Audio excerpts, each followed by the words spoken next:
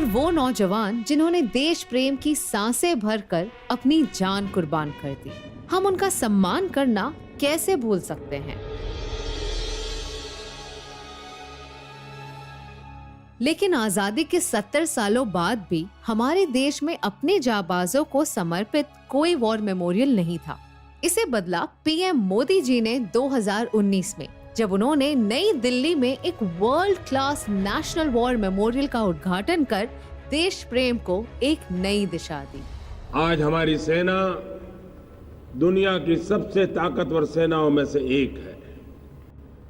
देश पर संकट चाहे दुश्मनों के कारण आया हो या फिर प्रकृति के कारण आया हो, हमारे सैनिक ने हमेशा पहला वार अपने ऊपर लिया।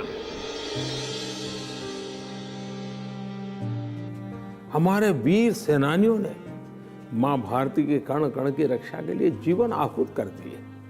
ये बलिदान सिर्फ नाम मात्र से पता नहीं होता है, उसकी भव्यता दिव्यता की अनुभूति करानी होती है। आजादी से लेके अब तक हजारों जवानों ने देश के लिए अपनी जान दी है। नेशनल वॉर मेमोरियल बनाया गया है उन्हीं वीरों को उचित सम्मान देने के लिए। ये मेमोरियल एक चक्रव्यूह के थीम में बनाया गया है, जिसमें 4 कॉन्सेंट्रिक सर्कल्स हैं। अमर चक्र की अमर ज्योति दर्शाती है हमारे शहीदों के अमरत्व को।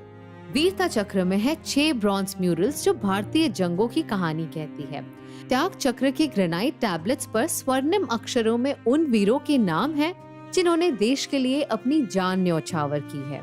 और पेड़ों से घिरा रक्षा चक्र समर्पित है उन्हें जिन्होंने हमारी और देश की रक्षा की है। पर इस मेमोरियल की सबसे खास बात है यहाँ की नेक्स्ट ऑफ किन सेरेमनी। सिर्फ शहीद ही नहीं, उनके परिवार वालों ने भी कुर्बानी दी है, किसी अपने की कुर्बानी। इस सेरेमनी में उन्हें यहाँ बुलाकर शहीदों को श्रद्धांजलि अर्पण करने का मान दिया जाता है। मरेंगे हम भी, लेकिन कहीं ना कहीं इन सब चीज़ों को देखकर ये लगता है कि मरे तो मौत मिले तो ऐसी मिले, तो मरने के बाद भी लोग हमको देखें, याद करें, क्योंकि एक भीड़ का हिस्सा तो पता नहीं कितने लोग होते चले गए, उनको पता ही नहीं है। 12 दिन 13 दिन लोग याद करते हैं, उसके बाद कुछ पता ही नहीं। आज जब नेशनल वॉर मेमोरियल बनता है तो उस हर परिवार को संतोष होता है, अच्छा मेरे पूर्वजों ने मातृभूमि की रक्षा के लिए जो बलिदान दिया था, मेरा देश उनको भूलता नहीं है, आज भी याद करता है। इस नेशनल वॉर मेमोरियल के बनने से हमारे शहीदों का नाम और उनकी वीरता का ब्यौरा हमारे जहन में हमेशा जिंदा रहेगा।